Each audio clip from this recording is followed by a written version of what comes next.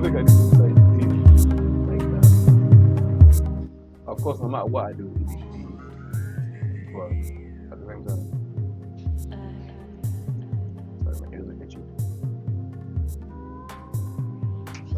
Remember, if you don't watch it live, you won't hear it, because I play a lot of copyrighted music.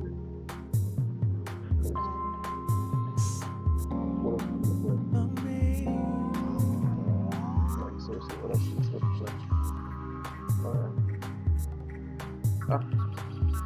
Look at the keyboard I'm using, the wrong keyboard.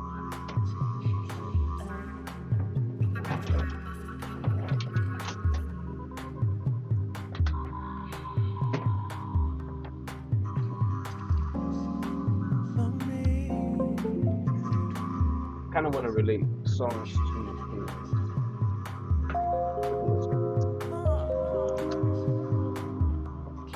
So I think that's what I'll do today.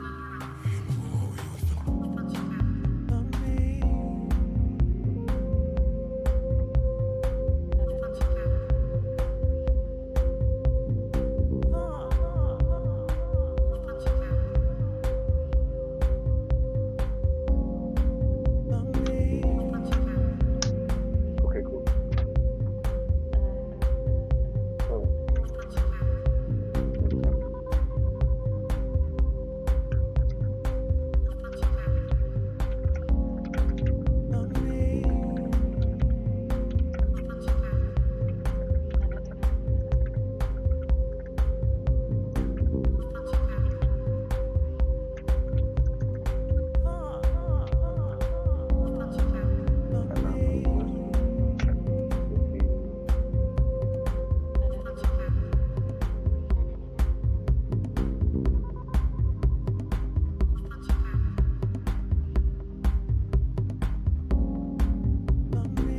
That goes on for this song. It's like it's hypnotic. It's a hypnotic song, right? Like it's not that I'm losing my mind, but I can lose my mind to this song. Like, how do I explain? I can lose my mind to this song because beat and all that stuff. So how do I word this into a question?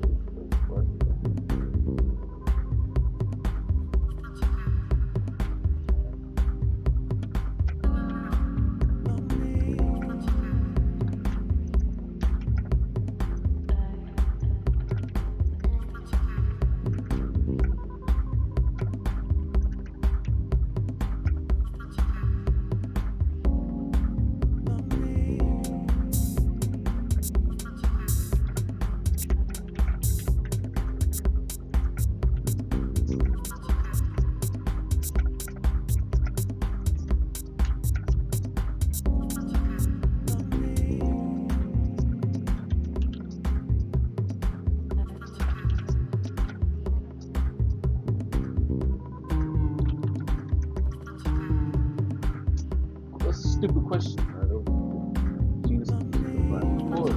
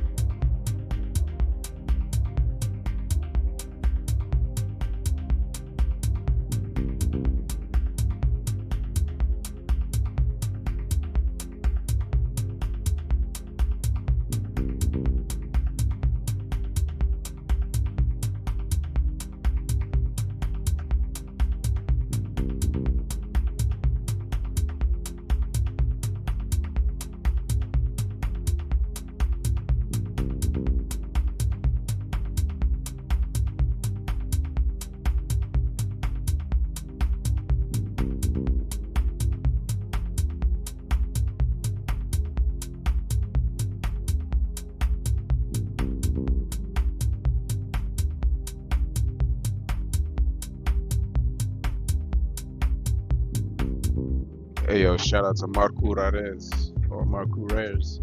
Marco Rarez. This song is amazing. Shout out to Marco Rarez. It's one of my favorite songs. This I'm Probably amazing. Amazing.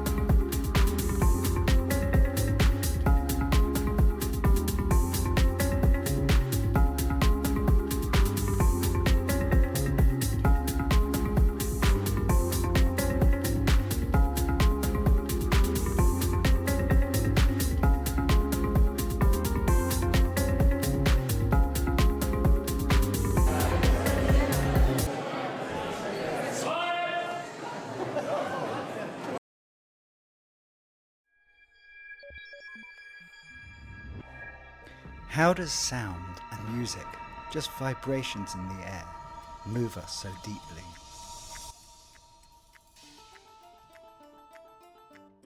A prominent model in music psychology came from these two papers, where the researchers put forward 8 ways that emotion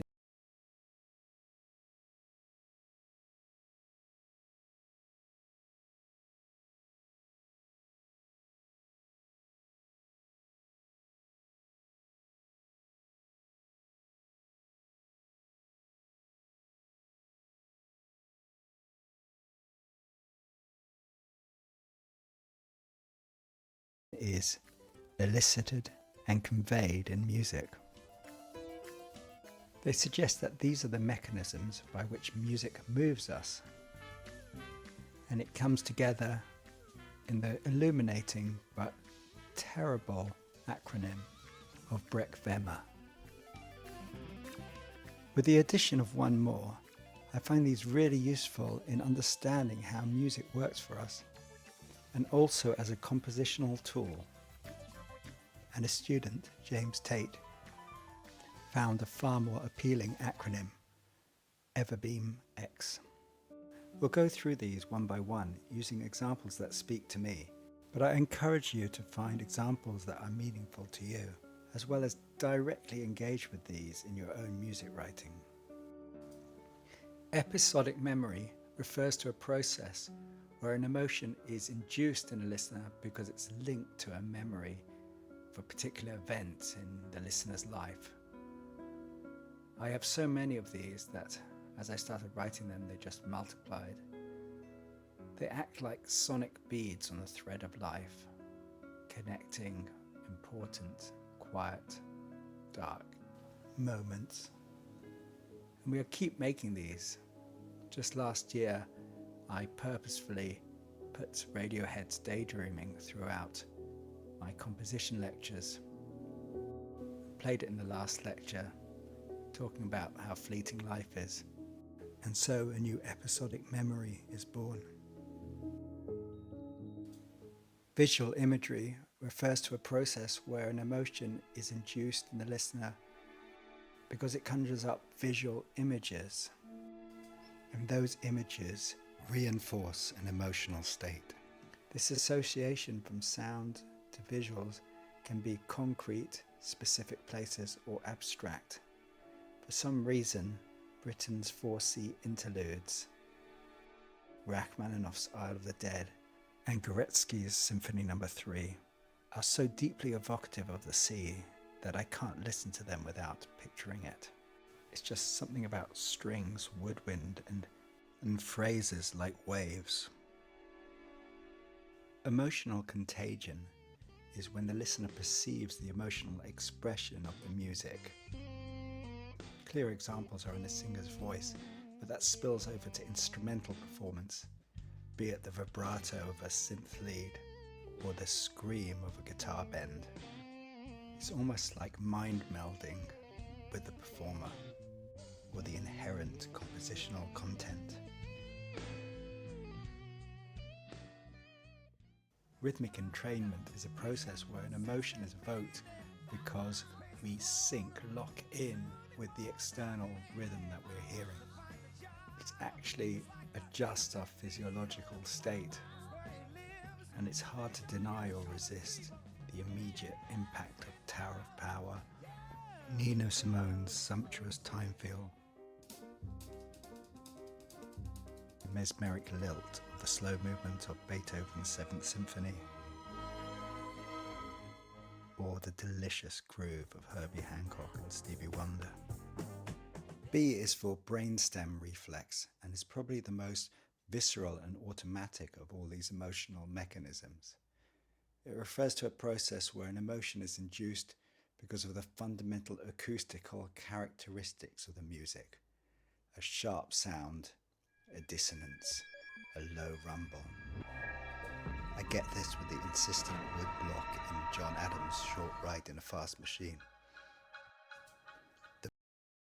The process where an emotion is induced because of the fundamental acoustical characteristics of the music: a sharp sound, a dissonance, a low rumble.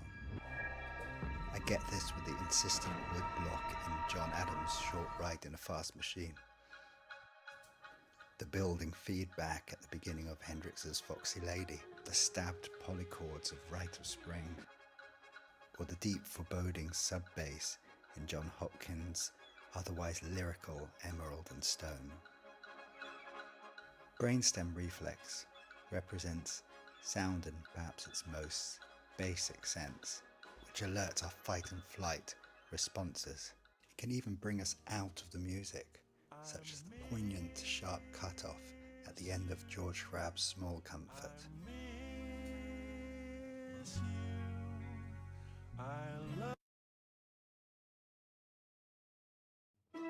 Evaluative conditioning we can think of as a sort of Pavlovian response to the music that has been conditioned over multiple listening experiences, such as the connection of classical timbres and ornamentation to the concept of sophistication, or the slide guitar, the tango bandoneon, or the bagpipes to various geographical regions and cultures.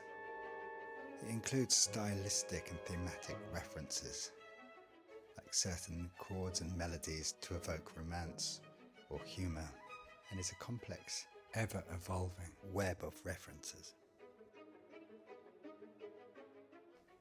A is for aesthetic judgment, and it describes how we might be moved by the skill or novelty or creativity in the music itself, such as Bach's ability to compose a 6-part fugue, or the unbelievable fluency of an artist like Hiromi. This is an avenue for emotional communication that actually rewards increased knowledge, and hugely important to those immersed in the musical world. Musical expectancy is where composers and compositional teaching spends much of its time. It's about the process where an emotion is induced in a listener because a feature of the music violates, delays, or confirms the listener's expectations, be it the deceptive resolution of a chord or the rug pull of a metric modulation.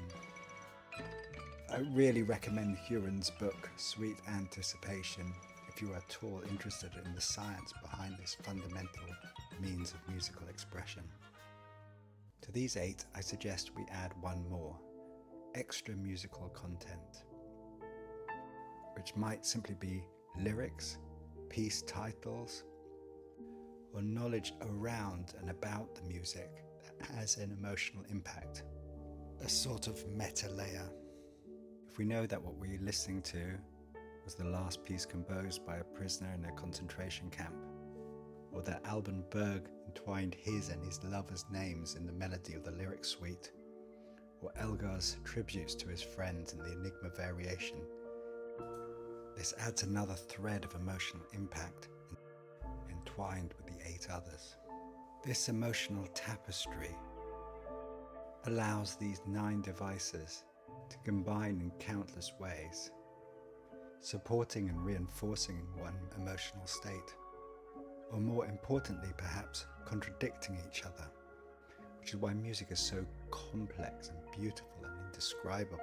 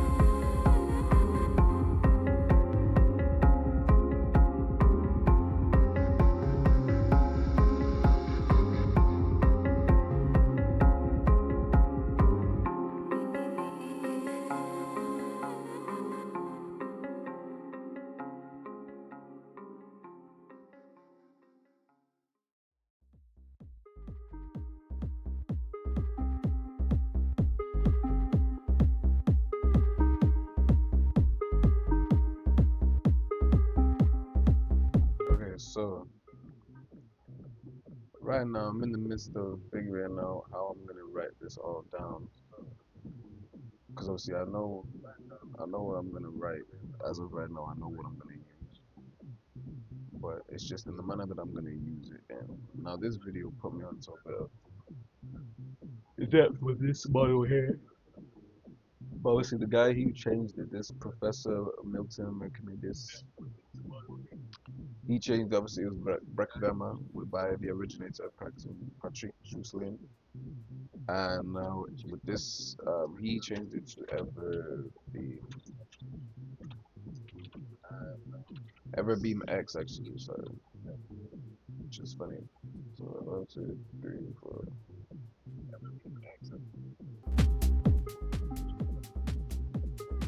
So yeah, there's obviously that.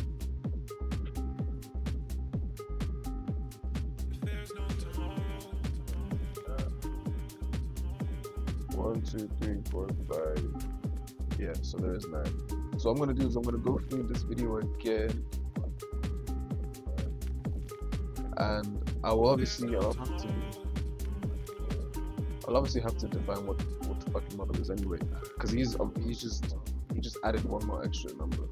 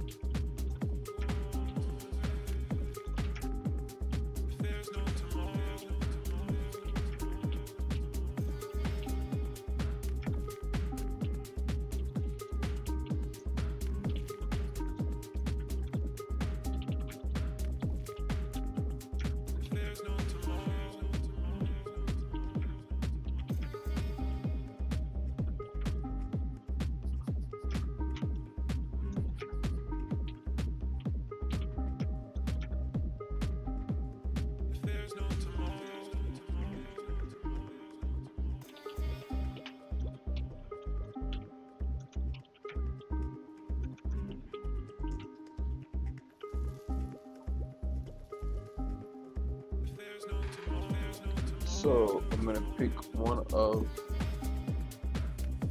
Cause the guy actually broke it down pretty well.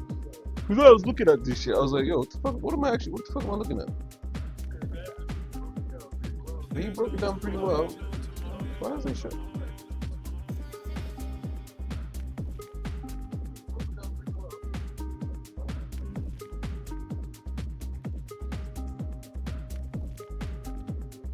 So I'm gonna use the model as well as the stuff that I got from Sophia.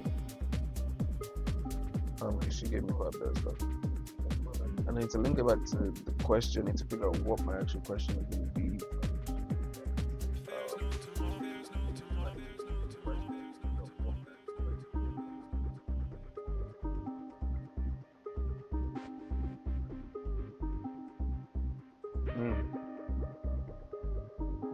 Because there's actually a few that when I was watching, I was like, okay, I feel you though.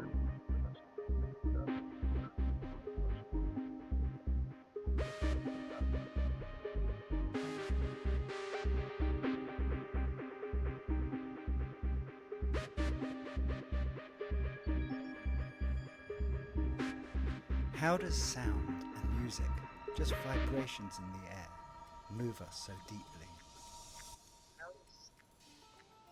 Alright, so we're gonna watch it again. A prominent model in music psychology came from these two papers, where the researchers put forward 8 ways that emotion is Everbeam I'm X. definitely gonna use We'll go episodic through memory. these one by one, using examples that speak to me. But I encourage you to find 'Cause, examples that are meaningful to you, as literally well as soon as he said that, I was like, engage with damn. these in your own music writing. Episodic memory refers to a process where an emotion is induced in a listener because it's linked to a memory.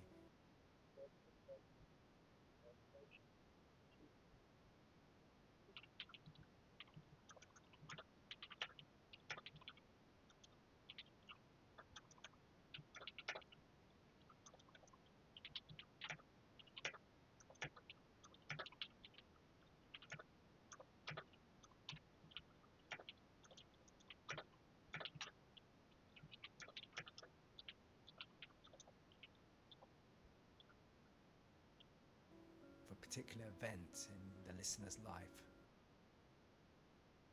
He said something pretty cool as well. He kind of referred it to like a string. Making these, just last year, I purposefully put Radiohead's daydreaming throughout my composition lectures. Played it in the last lecture, talking about how fleeting life is. And so a new episodic memory is born. Life. As I started writing them, they just multiplied. They act like sonic beads on a thread of life, connecting important, quiet, dark moments. And we'll keep making these. Just last year, I purposefully put Radiohead's daydreaming throughout my composition lectures. Ah, it's Played it in the loud. last lecture, talking about how fleeting life is. And so a new episodic memory is born. Visual imagery refers to a process where an emotion is induced in the listener because it conjures up visual images, and those images reinforce an emotional.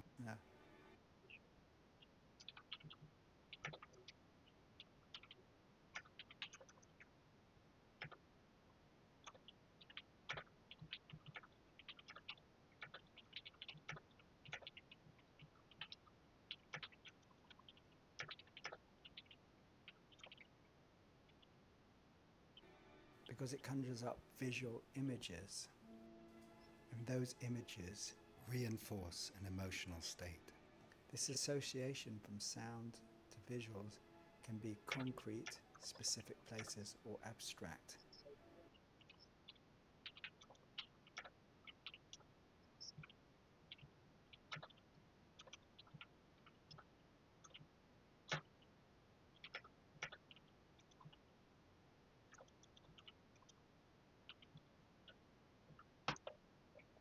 I'm not typing like a fool.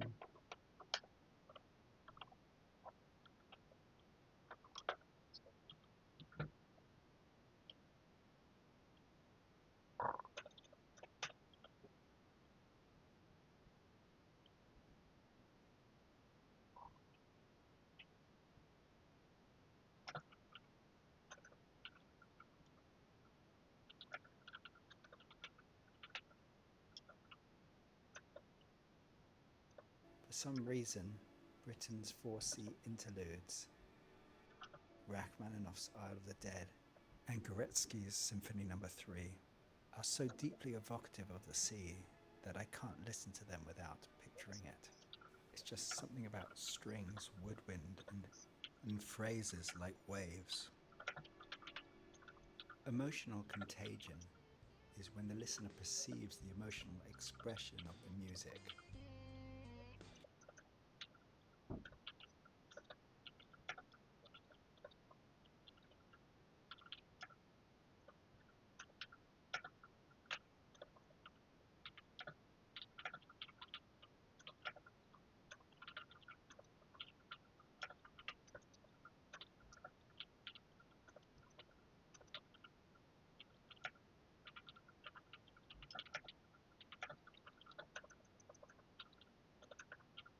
I'm in a fucking flow. Clear examples are in the singer's voice, but that spills over to instrumental performance, be it the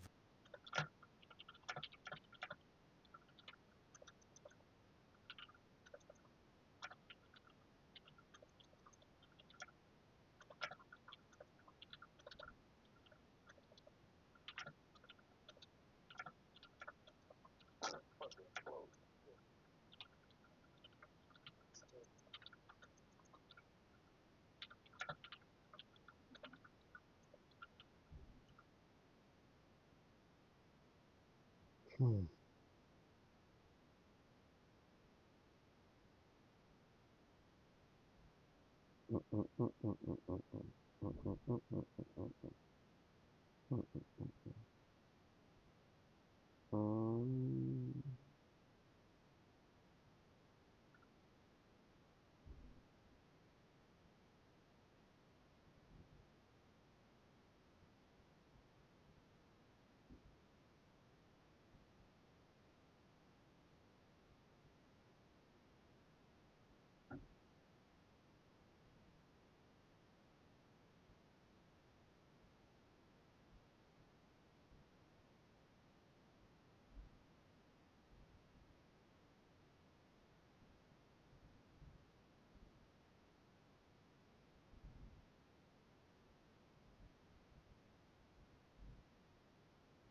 All right.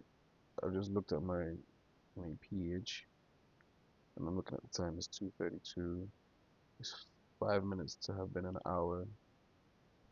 I've kind of got a glimpse of what I'm gonna do. Um, yeah, I've kind of got a glimpse of what I'm gonna do. I'm gonna stick to these three.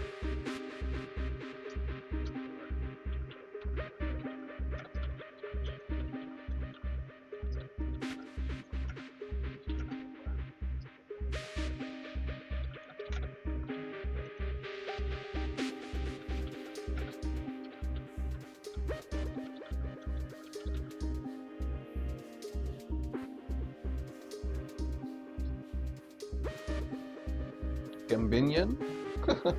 What is that?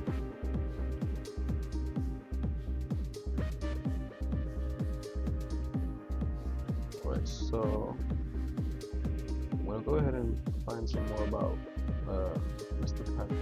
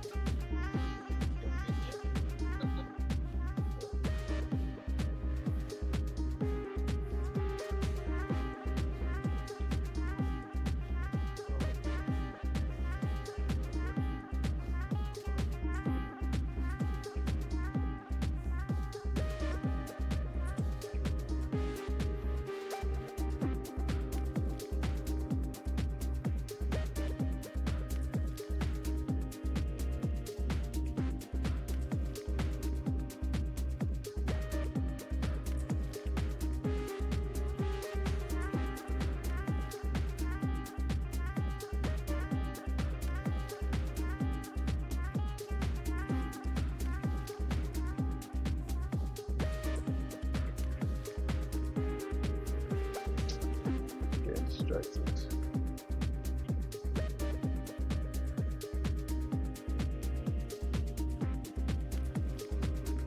I'm getting distracted.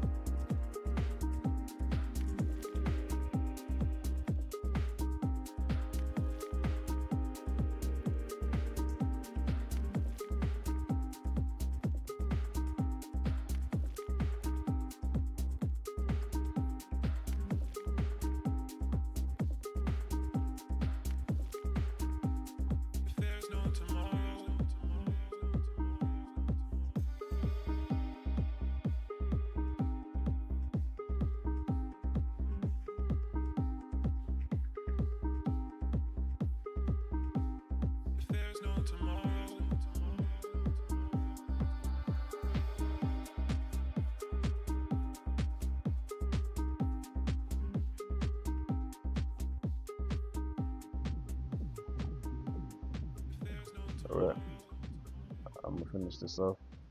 See you guys on Instagram.